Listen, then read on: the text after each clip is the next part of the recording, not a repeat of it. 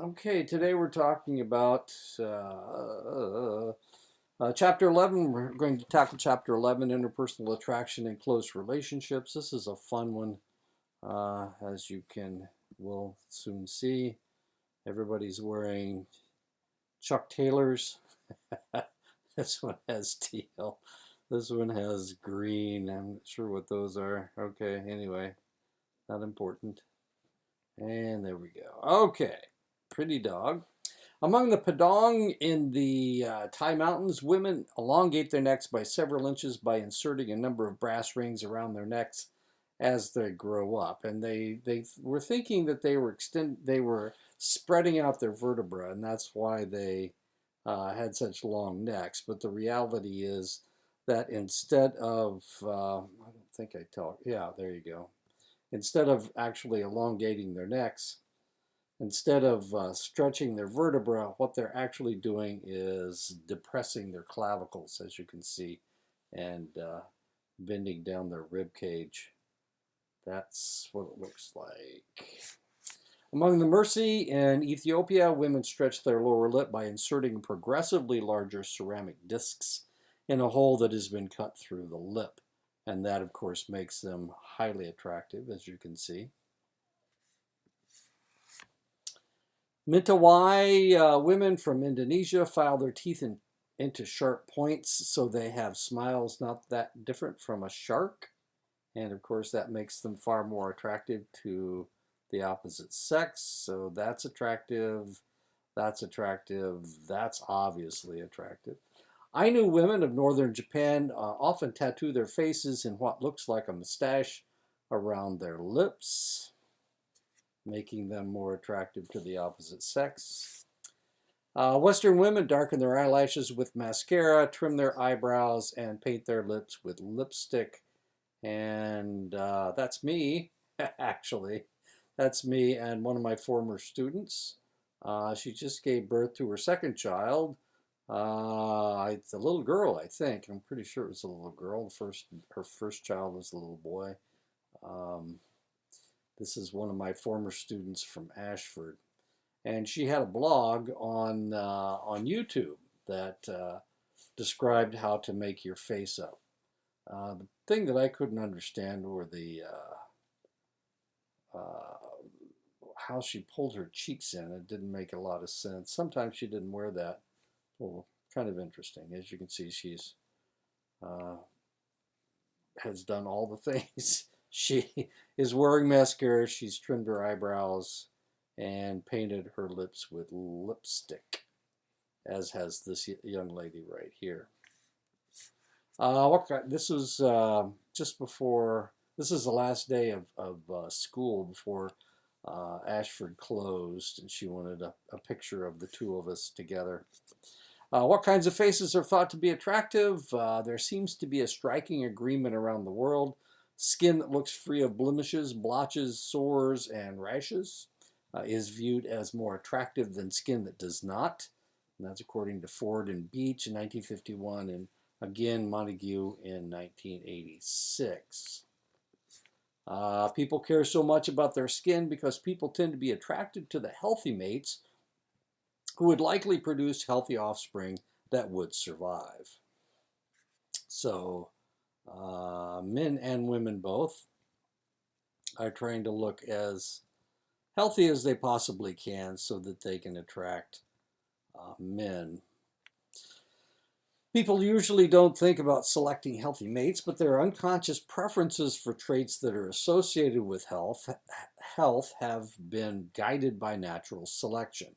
Responding to the apparent health of the skin could thus be a useful heuristic for sizing up the health of one's potential mate in the ancestral environment. And of course, that's what we're looking for.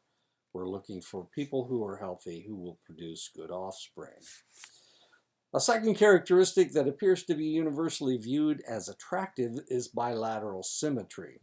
The reality is that your face is put together in two halves that come together. As long as you've been fed properly or the mother is taking care of herself, then there should be bilateral symmetry.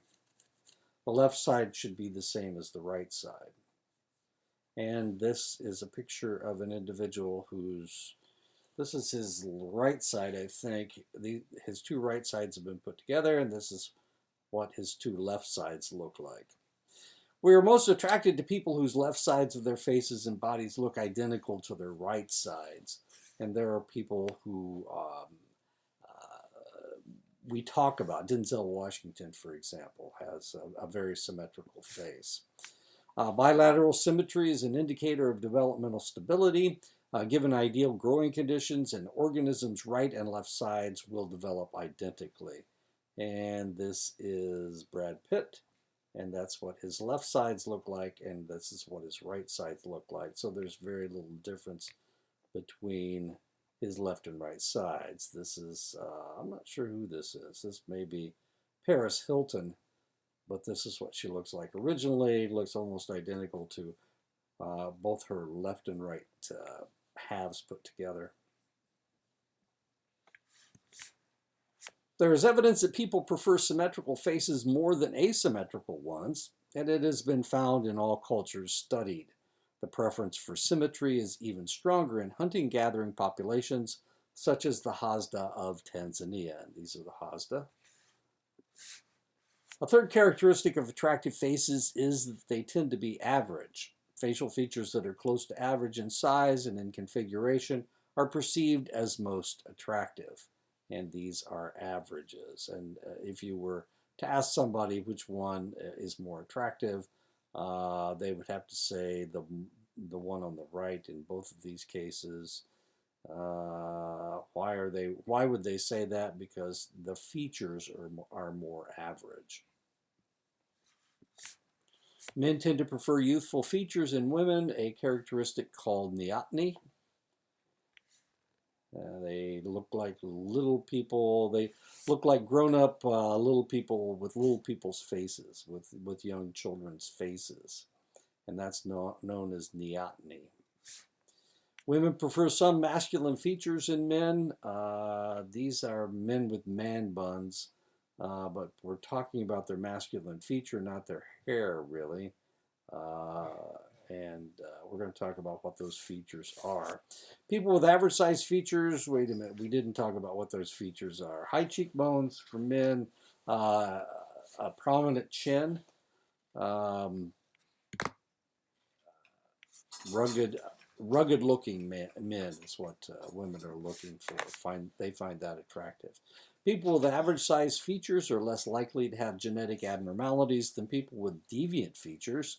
Humans can quickly process something that resembles a prototype, and quick processing is associated with good feelings and feelings of attraction. So that's what we're looking for.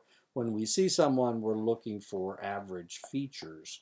We're trying to make sure that they don't have oversized ears or oversized nose, a large mouth, eyes too close together. We want everything to be average, and that's what we find the most attractive.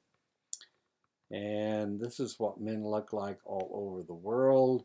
This is a man from Uzbekistan. This is an African American. This is a white American. This is someone who is Chinese. This is somebody from the Czech Republic, the Philippines, Hungary, and Italy. When researchers started mixing the facial features of different racial groups, they discovered that people found the results more attractive than the pure racial groups. The opposite sex found the faces of the Eurasian and biracial faces most attractive of all. And this young lady is Eurasian. She has European and Asian ancestry. This is Halle Berry. Her mother was from Italy and her father was African American. These are two males. This individual also has a white mother and a black father. This is Keanu Reeves. His ethnicity is Scandinavian. His father was part Portuguese. His mother was part Russian Jew. And as you can see, he has dark features. So he has a mixture as well. It is not certain why multiracial faces are perceived as attractive. One account is that people should be attracted to genetic diversity as a marker of healthy genes. Multiracial represents the best average of all the faces that the individual has encountered in their lives. The attractiveness of average features does not seem to generalize well to perceptions of bodies. It does not seem to be true that people are most attracted to those of average weight, height, and muscle mass, breast and hips. The kinds of bodies that tend to be seen as most attractive are often those that depart considerably from the average. And of course, we're looking for the perfect male body. Oh, this is the perfect male body according to men. Thick-chested, large biceps, nice hair. I don't know about the legs. They both look the same. But women are looking for more slender men than men that are thick. And of course, this is the same thing. This is what women think that this is more attractive. This is what men are looking for, a little bit more voluptuous body, larger chest, thicker body, a little bit larger than what women think that men are looking for. Very, very slender, the slender body, but that's not always true. And of course, men are just as delusional about what women are looking for and what they think is attractive. In West Africa, the term fat is often viewed as complimentary, indicating strength and beauty. And this is according to Cassidy in 1991.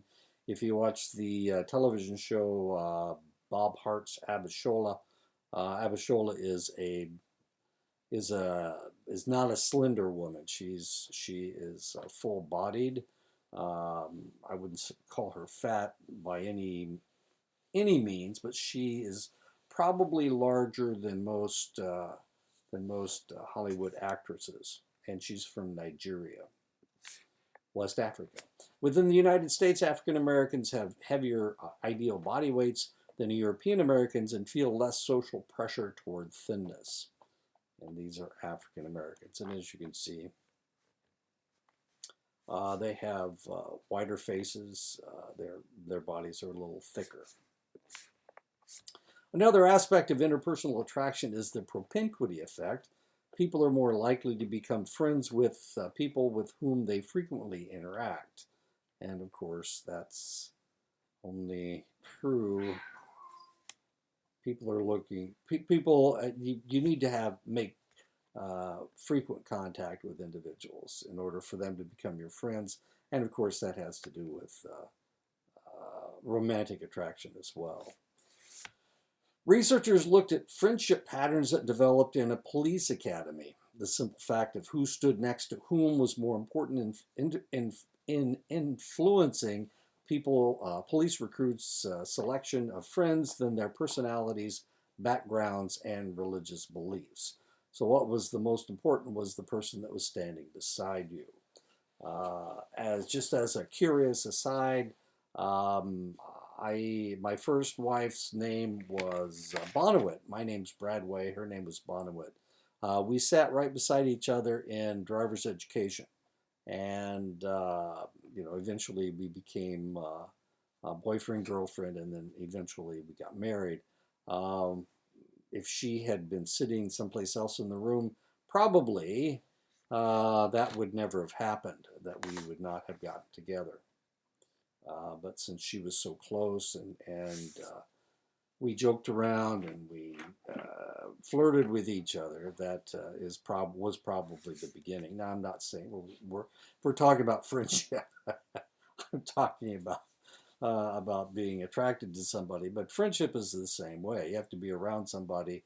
They find out how funny you are, or how serious you are, how silly you think somebody else is, and of course that creates a connection between you and your friend. One reason that the propinquity effect works is because of a phenomenon known as the mere exposure effect. The more we are exposed to a stimulus, the more we are attracted to it. This has been shown to be true for attraction to other people, foreign words, music, and a variety of other inanimate stimuli. The mere exposure effect, merely because we see something more often, we like it more, and was studied by social psychologist Robert Zients.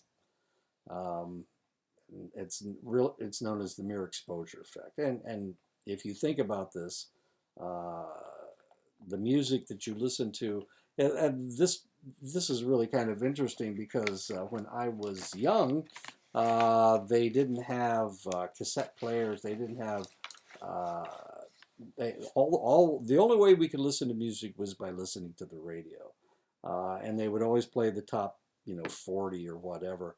So they played the same songs over and over and over again. And as I listened to old music from the 60s and 70s, um, I hear songs that I have heard before. And it's kind of interesting because my wife and I will be listening um, uh, to, to Sirius Radio, and we'll be listening to the 60s channel or the 70s channel. And sometimes they'll play music that we neither of us had ever heard. And of course, we don't like those songs because we'd never heard them before. But the songs that we had heard, even if they weren't our favorite songs, of course, we would listen to those because we had heard them over and over and over again back in the 60s and 70s when we were young. So we listen to those songs, but we won't listen to songs we'd never heard before. Rarely will you hear a new song and say, "Boy, that's going to be my favorite song from now on." You have to hear it a couple times. You have to get used to it before it becomes something that you find attractive. The mere exposure effect appears to be a cultural universal. Japanese and Americans appear to be equally likely to come to like those people with whom they interact most frequently, and this is according to Heine and Rinshaw. Heine, of course, is the author of your textbook.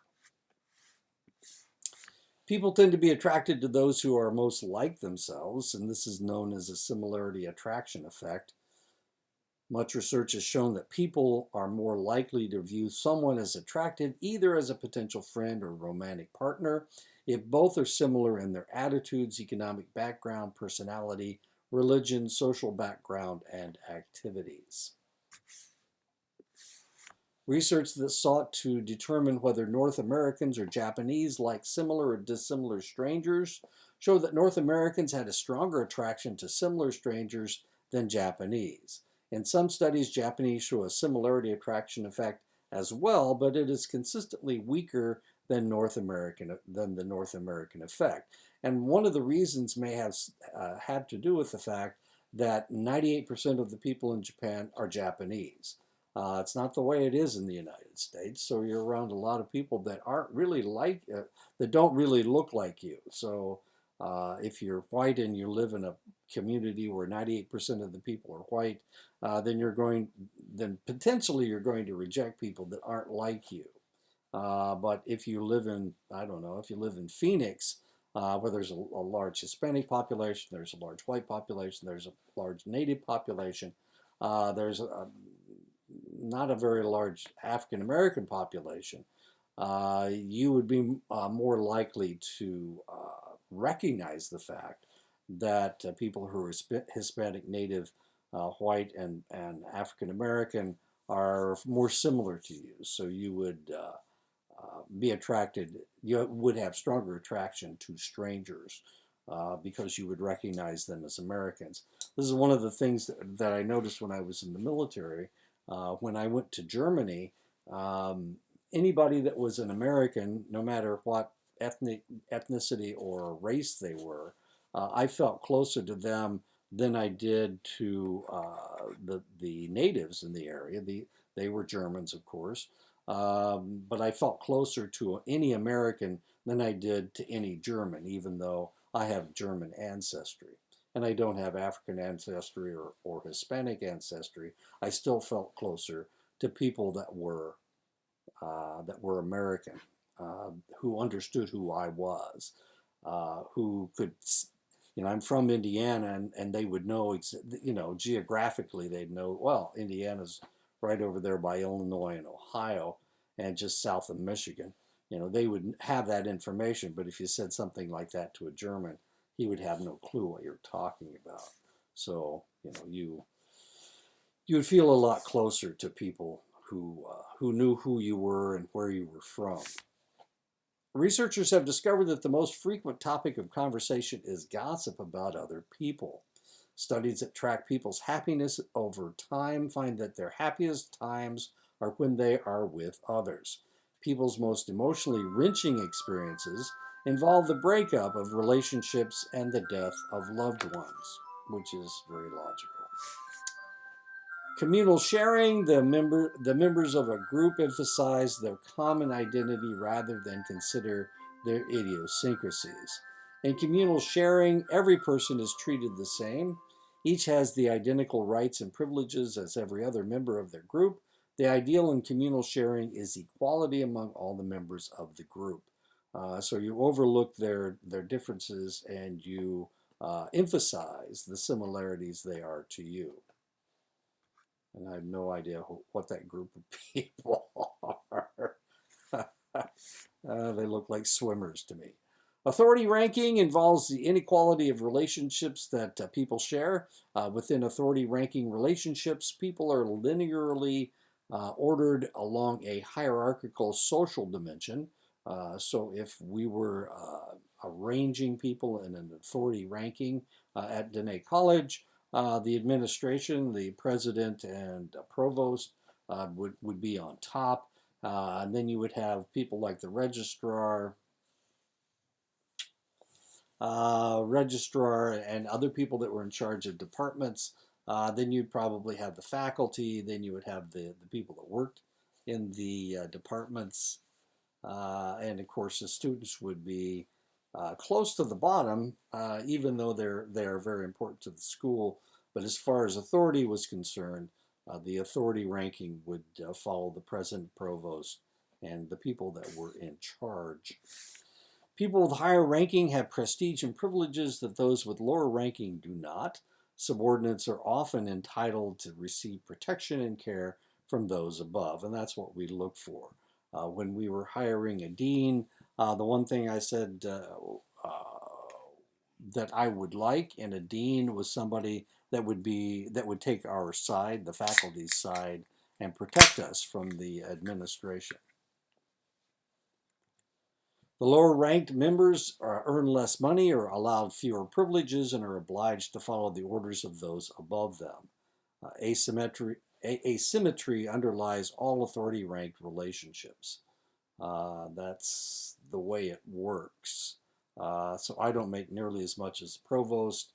I don't make nearly as much as the dean. I don't make anywhere close to what the president of the college makes. Another basic relational structure is equality matching, based on the idea of balance and reciprocity. People keep track of what is exchanged in equivalent terms. While equality matching is probably the least familiar relational structure to Westerners, it is quite common in many cultures around the world. For example, exchanging Christmas cards is equality matching, so you'll only send Christmas cards to the people that send you Christmas cards. Taking turns is very common in the United States, but it's more common in England. In England, everybody stands in line. I can remember when I was in Germany, we went to a skating rink and ice skating rink, and we had to rent our skates because my skates were back in the States. So we had when they closed the rink, everybody of course came off the ice and they were taking off their skates and they were going up and they're trying to get their shoes back, and they had to take their skates to the counter to trade them for their shoes. It was kind of interesting. Germans don't stand in line; they want to be first. They always want to be first. So it was kind of curious. You'd have people pushing past you to get their shoes because they're far more important than you are. Anyway, taking turns was not a big thing in Germany. And the Americans just kind of stood back and were agape at all these Germans that were, you know, knocking each other out of the way to try to be next. Exchanging dinner invitations, of course, carpooling, you know, this week you invite me to your house and I'll eat at your house, and then next week you can come and eat at my house, you know, that kind of thing. And of course, carpooling. Who drives this week? Who drives next week? Market pricing is another type of relational structure.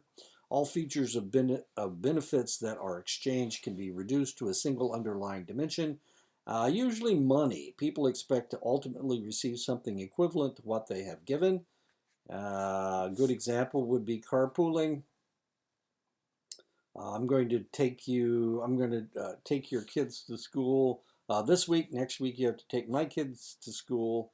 And when we talk about carpooling, we're talking about gasoline and gasoline prices and how much it costs. Strangely enough, even though, I mean, if we both drove to school, it would cost us that much more gasoline. So here we are, we're trading back and forth trips to school. Who drives this week? Who drives next week? And of course, all of these, everybody adds these things up so they come out even, so that you spend as much money as I do.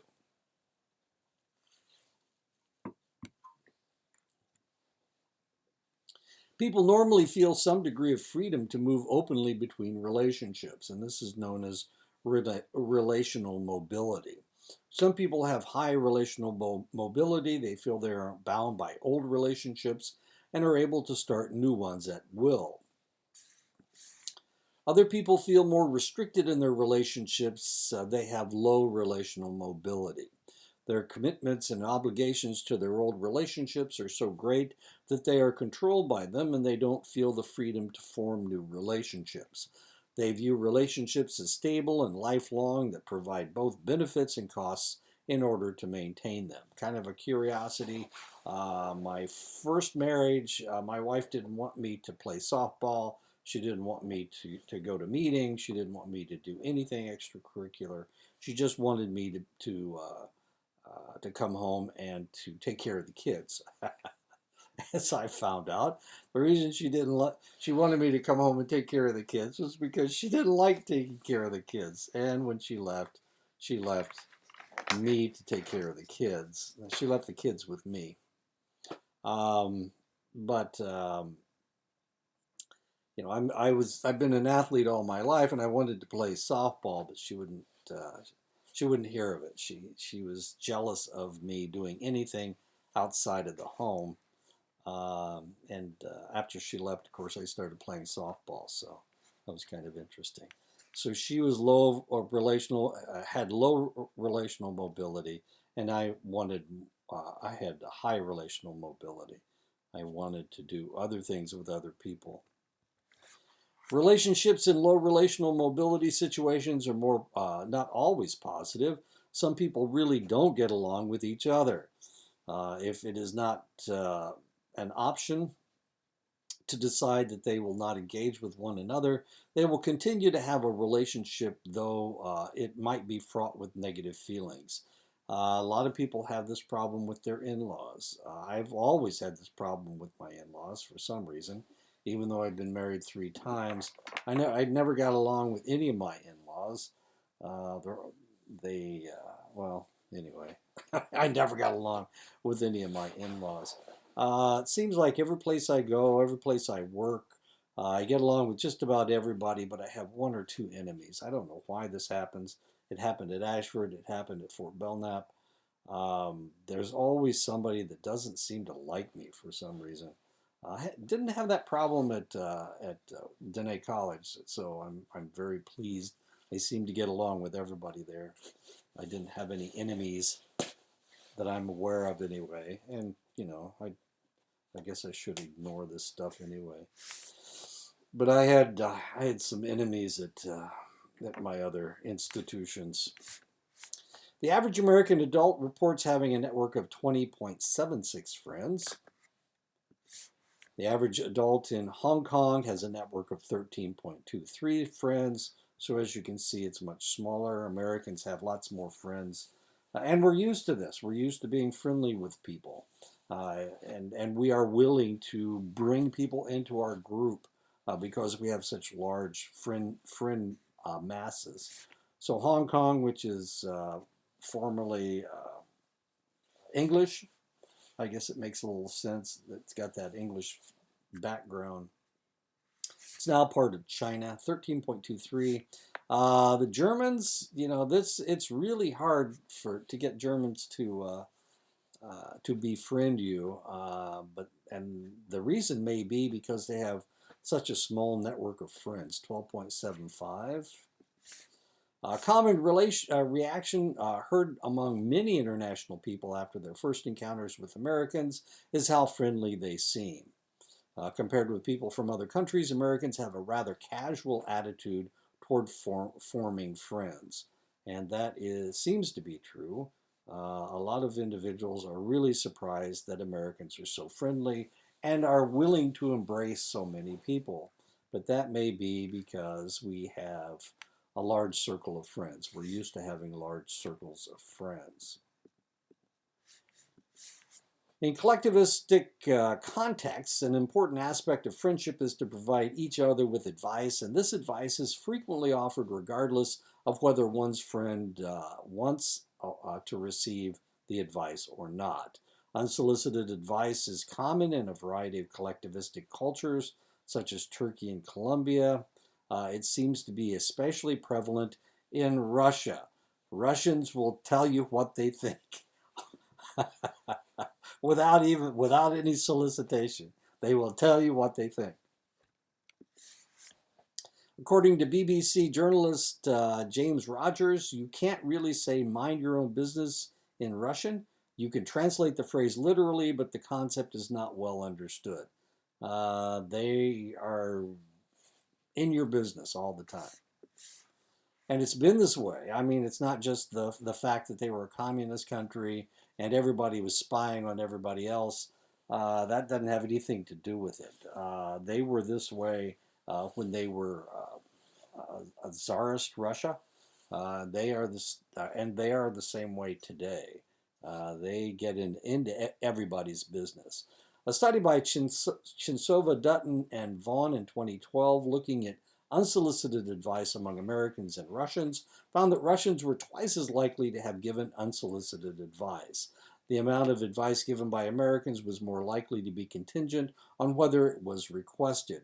The amount of advice given by Russians was unaffected by whether or not it was requested. They will tell you what the hell they think. In Russia, a big part of friendship seems to be to let your friends know how you think they should be leading their lives differently. Welcome to Russia.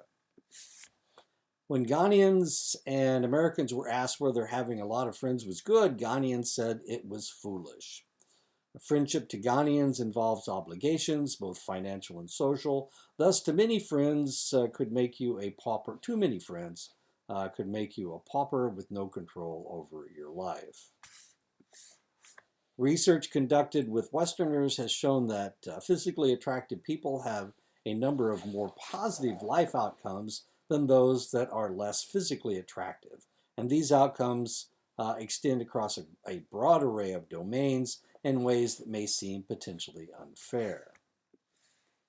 Essays that are believed to have been written by an attractive author are evaluated more positively than ones believed to have been written by a less attractive author.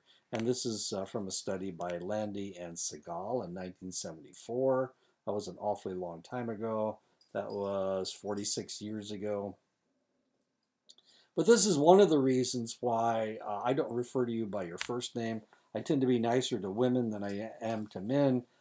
So I don't refer to you by your first name, only by your first initial and your last name. It's because I don't want to be prejudiced. I don't want to prejudice myself by who you are. Now, of course, I never see anybody since we're online. We've been online for a couple of years now. So I never see anybody. I have no clue who's attractive and who's not, who's young, who's old. It doesn't really make any difference. I really don't have that information, so I can't be prejudiced by your looks or by your gender, since I don't acknowledge that when I'm grading. Attractive politicians get more votes than unattractive ones. Hillary Clinton, of course, won the 2016 election.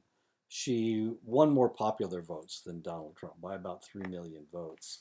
But he won the election, of course. Attractive children are rated as smarter and better behaved by their teachers.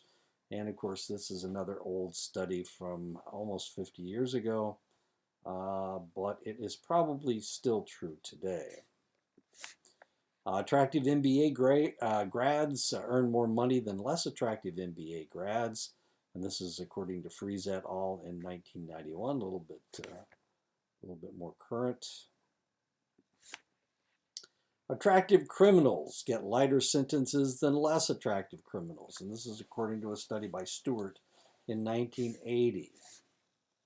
From an early age, we learn that attractive people have more desirable characteristics than unattractive ones. Wait a second, let me see something. There we go, okay. Than unattractive ones, such as when we learn of Cinderella's kindness and beauty in contrast to her evil and ugly stepsisters. Evil goes with ugly, kindness goes with beauty, of course. That hasn't always been my experience. Some people refer to this as the tyranny of the beautiful, and it has been explained by our ability to discern beauty almost immediately after meeting someone.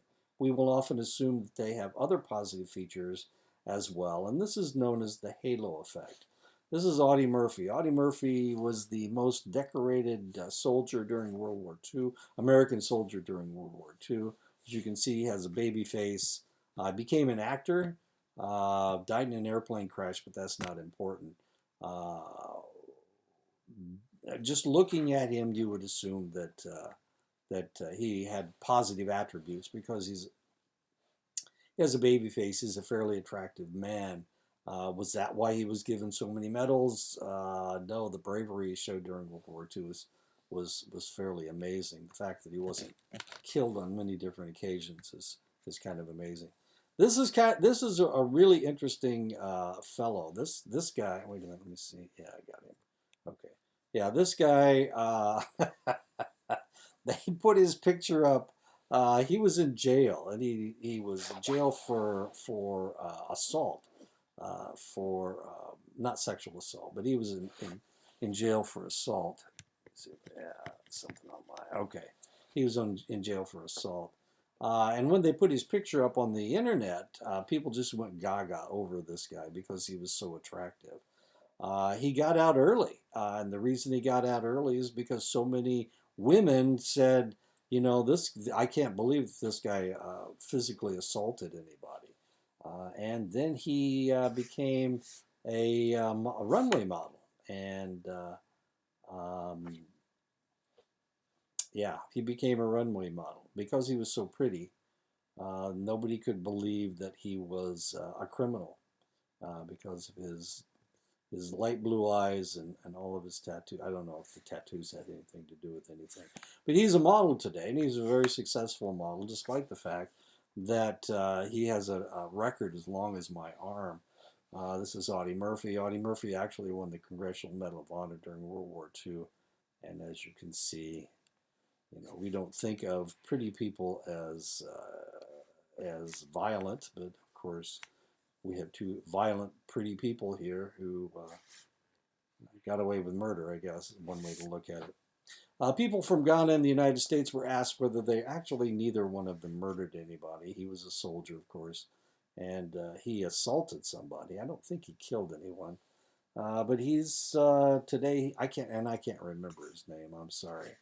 But you may see his picture somewhere because he's still out there somewhere. People from Ghana and the United States were asked whether they were happy with their lives. Attractive Americans were more satisfied with their lives than unattractive ones.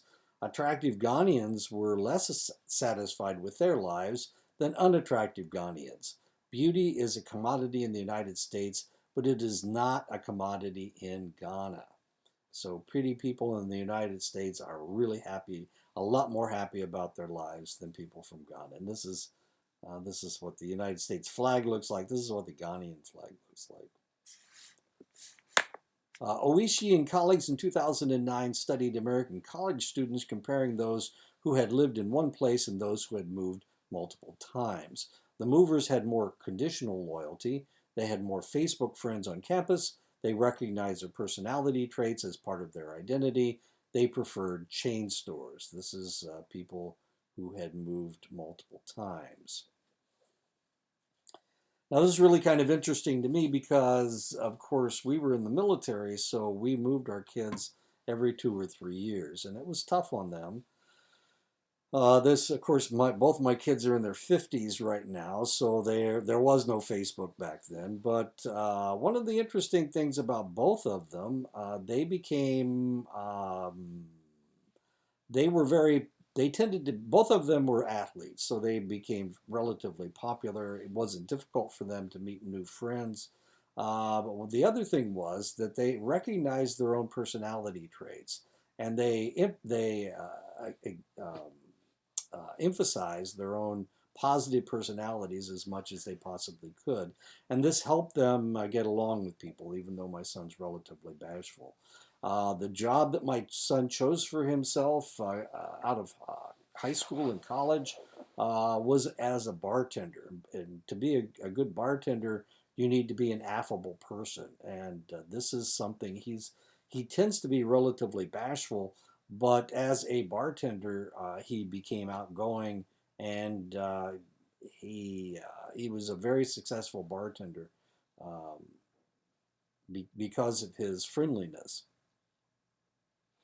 And you may ask yourself, well, why in the world would they prefer chain stores? And the reason they prefer chain stores is because they know what's in them. If you go to a mom and pop store someplace, you never know where anything is. You go to Walmart, everything's always in the same place. Whether you're going to the Walmart in Gallup, or you're going to the one in Clinton, Iowa, or the one in Chicago, Illinois. Everything's always in the same place, and that's one of the reasons why they prefer chain stores. They know what the food tastes like at Chili's because it tastes the same in Phoenix as it does in Denver, Colorado, as it does in Clinton, Iowa, and that's the reason they prefer chain stores. Cities that tend to have a great deal of mobility, San Diego, Los Angeles, Atlanta, have more fair weather sports fans. They have higher crime rates with less community action, more large national chain stores. This itinerant lifestyle may make the United States culture very different from other places. So if you go to Germany, almost all the stores in Germany are mom and pop stores. When they first took McDonald's and KFC over to Germany, they were roundly rejected. And actually, the only people that would go there were Americans. At the time, we had 500,000 men, soldiers, and we had 500,000 military personnel in Germany, and they were the ones that really they were looking for something that tasted like home. So they would go to McDonald's and KFC just for a taste of home. And now, of course, the Germans are embracing it a little bit more. It's really kind of interesting. Japan, there weren't any. We were in Germany 79 through 82, and McDonald's were just becoming popular there. We were in Japan 1994 through 1995. Yeah, 94 through 95. And they didn't have any McDonald's, but they did have KFC. The Japanese really like KFC. Kentucky Fried Chicken. For some reason, I have no idea why, but not real.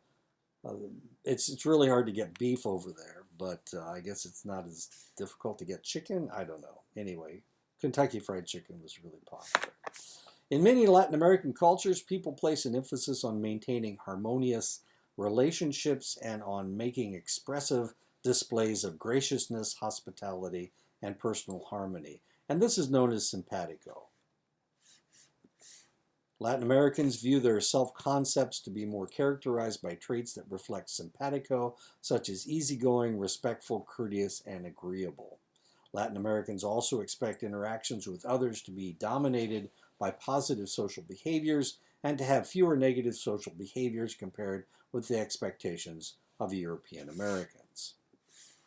Latin Americans show a clear preference for working in groups in which people strive to maintain a warm and hospitable atmosphere. European Americans, especially Protestants, show a clear preference for staying focused on the task at hand.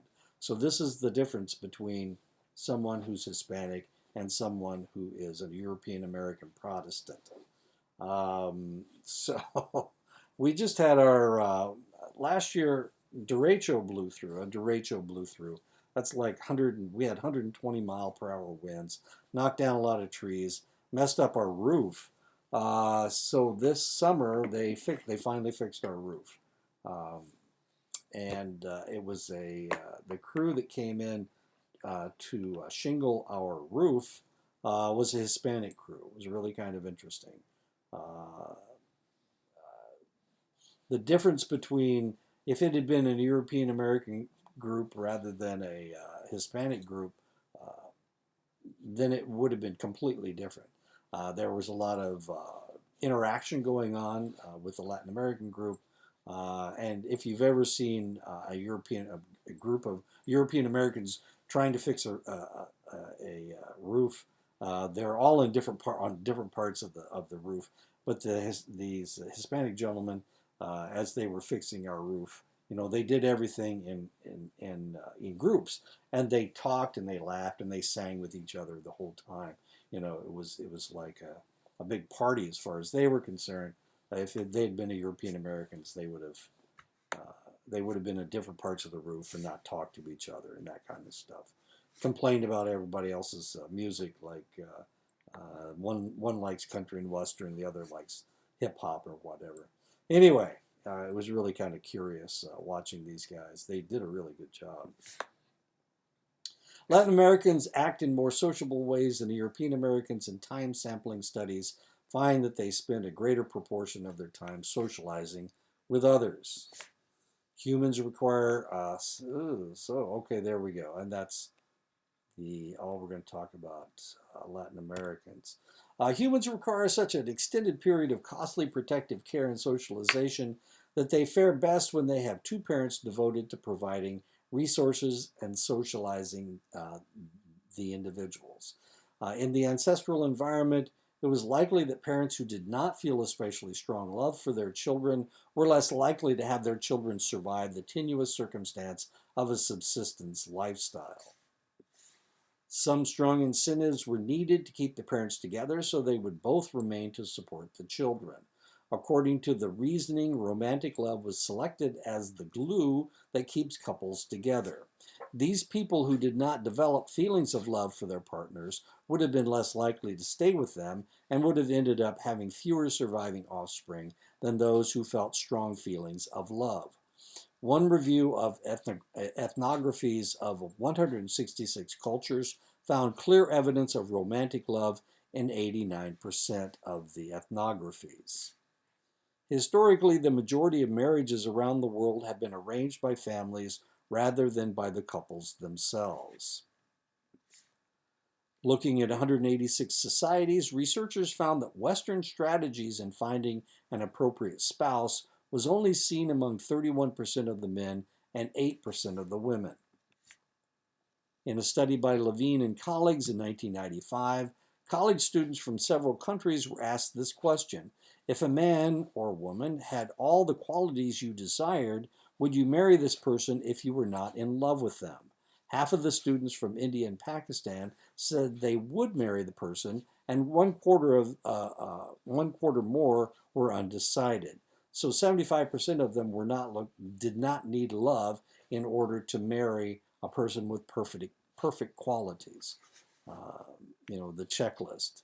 I was just watching a movie last night and they were talking about the checklist for the perfect marriage. Over 80% of Americans, Britons, Australians, and Latin Americans said they would not, and only a small percentage, less than 5% of these countries, said they would. In other words, 80% of Americans, Brits, Australians, and Latin Americans needed love in order to marry somebody. They would not marry somebody they didn't feel a strong attraction to. The identical question was posed to American college students in 1967. 1967 was the year I graduated from high school. I got married in 1969. First time I got married was in 1969. Now this is really kind of curious. 65% of the men, but only 24% of the women said they would not marry someone they did not love. So men were looking for love back in 1967, almost 2/3 of them, and only 1/4 of the women said that they were looking for love. They would marry somebody that they didn't love, but who had perfect qualities. Now this should tell you something, because I got married in 1969, and potentially my wife didn't really feel strongly about me, but she thought that I would be a good provider. Of course, I was looking for love. So when we broke up in 1973, one of the reasons may have been because her feelings for me weren't that strong. My feelings for her were fairly strong. I didn't get married again for about a year and a half. Anyway, okay.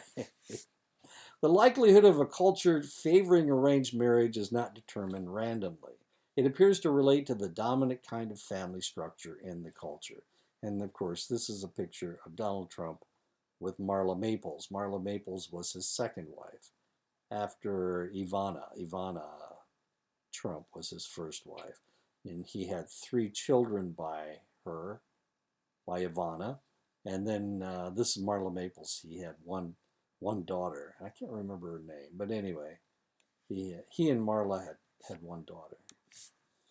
Good in 1959 proposed that romantic love would become more important in cultures as the strength of extended family ties became weaker. Okay, so if we're dealing with weak extended families, then romantic love becomes more important. The powerful feelings of romantic love could be somewhat irrelevant or even problematic for marriages in cultures with strong extended family ties. Now the tradition on the Navajo Nation, the tradition is for arranged marriages, and we know that. We already understand that. And you have a very strong clan system or a very strong extended family system. So maybe that has something to do with why in the past, and the past wasn't that long ago, why in the past arranged marriages were so common.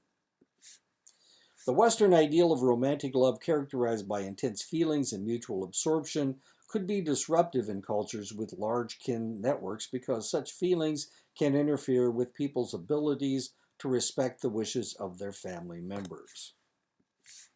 An analysis of data from 117 non-industrialized societies found clear support for Good's hypothesis. This is according to Lee and Stone in 1980. Marriages based on love were more likely in cultures with nuclear family structures than they were in extended family cultures.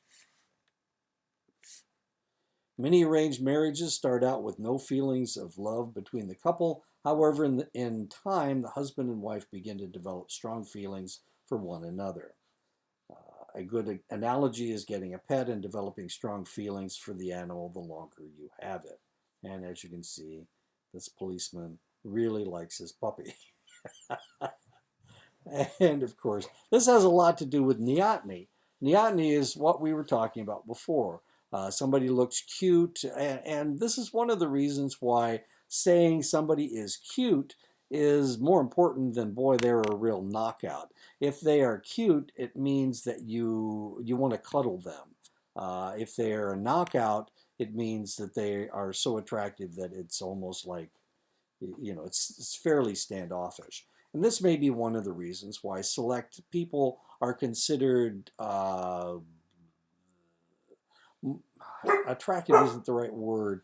Um, People that are cute. Kaylee Cuoco on Big Bang Theory she is attractive, but she was also cute, and she was funny, and that was the reason why people wanted to watch the show every week, because of this cuteness. Maybe I'm disclosing too much information about myself, but uh, and if you think of the actresses that are considered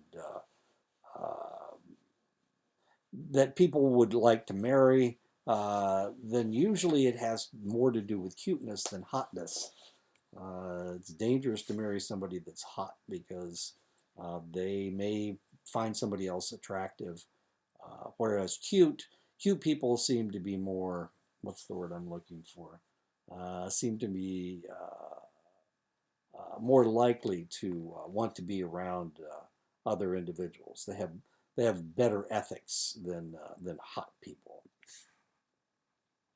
People in arranged marriages describe their experiences in a similar manner. The individual approaches a person as his or her new spouse with the expectation of eventually falling in love. With time, they usually do. With the abysmal failure rate of Western marriages, the assumption that arranged marriages are miserable is probably inaccurate. Most people in countries where arranged marriages are prevalent view arranged marriages as more likely to succeed than romantic marriages. A survey among adults living in various urban centers in India found that 74% of men and women believe that arranged marriages were more likely to succeed than love marriages. And this is according to Kishwar in 1994. So we shouldn't really be we shouldn't be asking people in the United States about arranged marriages, because it's very rare here. We need to be talking to people where arranged marriages is more common, and that would be India. There is also evidence that those in arranged marriages are at least as satisfied with their marriages as those in love marriages. Turkish couples in arranged marriages have been found to be as much in love with their partners as couples in love marriages. And this is according to Hortascu in 1999. And this is an arranged marriage in Turkey. Members of the Unification Church participated in mass arranged marriages where partners were chosen in ceremonies that involved thousands of men and women. Unification Church this was very popular in the 90s, in the 80s, 90s, and the beginning of the 21st century. And this is just one example. This is in Korea. Unification Church was out of Korea, but it came to the United States. And they would have mass marriages where thousands of people got married, and this is one of the situations. Looking at marriages after 3 years, researchers found a similar rate of satisfaction between those couples and the general public. And this was in Galanter in 1986, despite the fact that these people had never met each other before the day they got married. Now, how in the world did they decide who was going to marry who? It was a situation where the Songmyon Moon was the head of the church. He and his wife would choose who would marry who. And so as they came to the church, they would pair them up. And that was the person you had to marry, and that's the person you had to stay with for the rest of your life. And this was the way it was. And as you can see, of course, everybody's wearing everybody's wearing a marriage outfit. Men in Japanese arranged marriages were found to be more satisfied than those in love marriages. And this is according to Blood in 1967. Of course, that's over 50 years ago. Men in Chinese arranged marriages were as satisfied as those in love marriages. And this is according to Zhu and White in 1990. Okay, so the Japanese and Chinese the men are happy about their arranged marriages. However, women in Japanese arranged marriages were found to be less satisfied in arranged than love marriages. So the men were happy, but the women weren't. Women in Chinese arranged marriages were found to be less satisfied in their marriages than love marriages, and that's what Zhu and White found in 1990.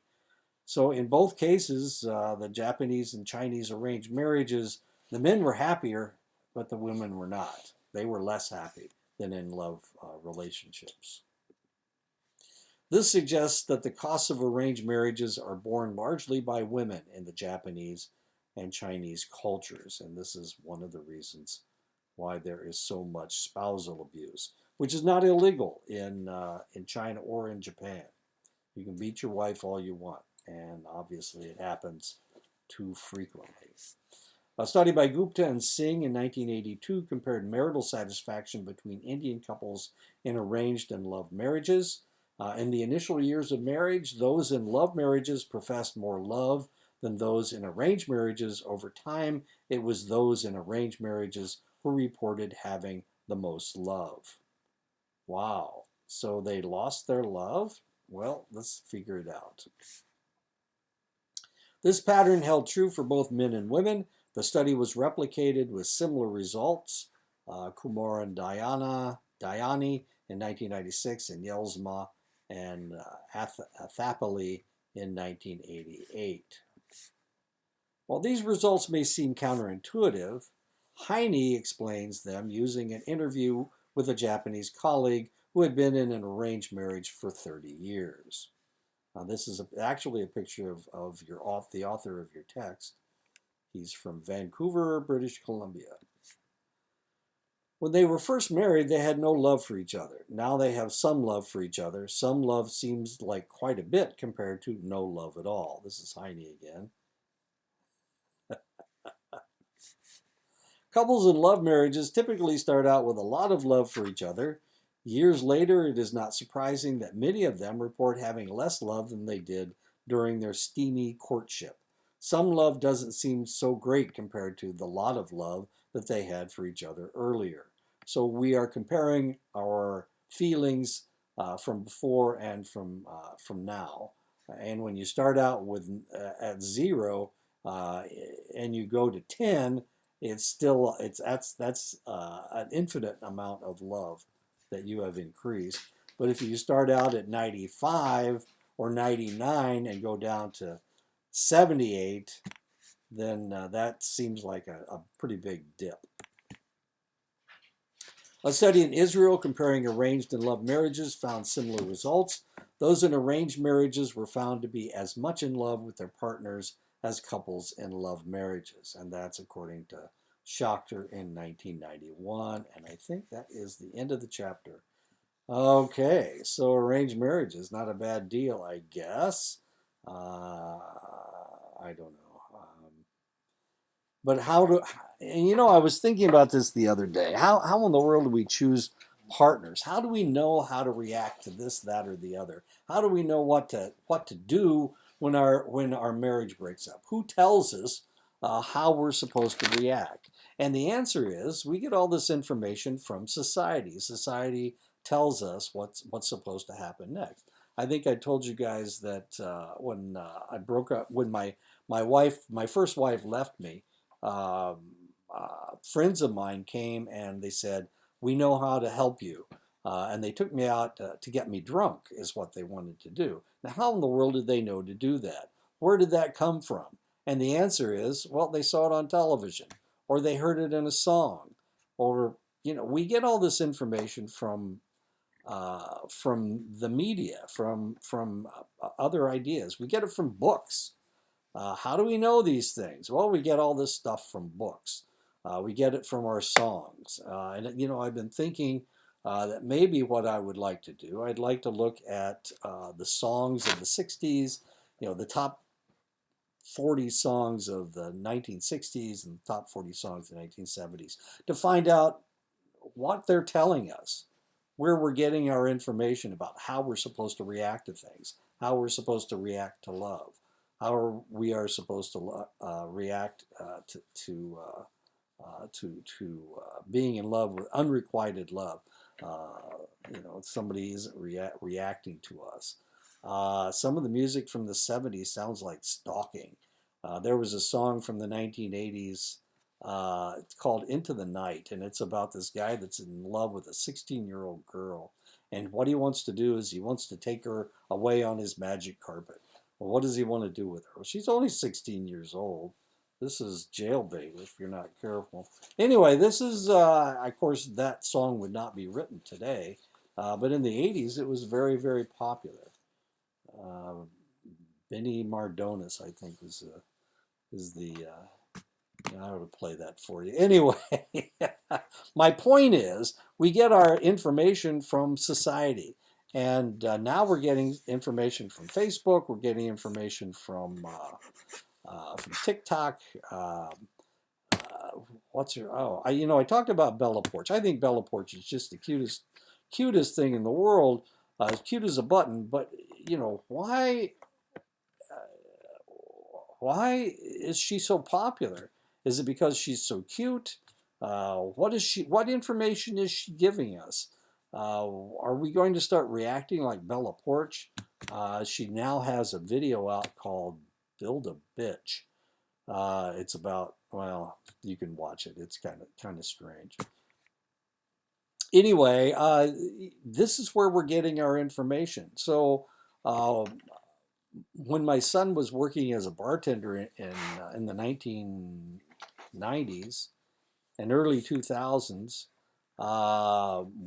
there was a song out about rolling a blunt on the bar at a nightclub, and he worked at a nightclub, and somebody tried to roll a blunt on his bar, and of course it's illegal. At the time, marijuana was illegal in California. He was living in Los Angeles at the time. And this guy started doing that. And of course, he had to tell him to stop. The guy wouldn't stop. So he took out Windex and sprayed it on his marijuana. And that ruins it, evidently. Okay, anyway. It ruined his marijuana. And of course, then he got into a fight with the guy. And that's neither here nor there. The point is that this guy wanted to do that because he had heard it in a song, and he thought that this was what he was supposed to do. And I was, I'm thinking now that we've got these video games. What is it? What's the one where you kill prostitutes or you have sex with prostitutes in the back of cars? Grand Theft Auto. What is this teaching us? Halo 3, what is this teaching us? I think we get information about how we're supposed to react to things. This is a Jewish wedding ceremony. I showed you another. Well, these are all wedding ceremonies. These are all wedding ceremonies. How do we know to do this? Well, we've been to weddings before. If we're members of the Unification Church, this is how we get married. How do we know this? We know this because we've seen it. We've been doing it. And culture has told us how to do this. Society has told us how to do this through songs and ceremonies and rituals and whatnot. So, this is what we need to focus on. Nobody has ever really focused on songs and how they give us information about how to react to certain social situations, especially love situations. Anyway, just kind of fascinating. I've been thinking about this for a while. I've been thinking of looking at all these songs and trying to figure this out. I've also been trying to put together a class. It hasn't been approved yet, but it's a class called Cinema Therapy, Social Media, and wait a minute. I've got it here somewhere. What do they do with it? Oh, here it is. Cinema Therapy, Social Media, and Alternate Reality Platforms, both positives and negatives. And if I can get this thing put together, we'll probably do that class next fall, if I can get approval for it. Otherwise, it's Cinema Therapy, Psych 3 or 221, and I want to make it Psych 321, Cinema Therapy, Social Media, and Alternate Reality Platforms.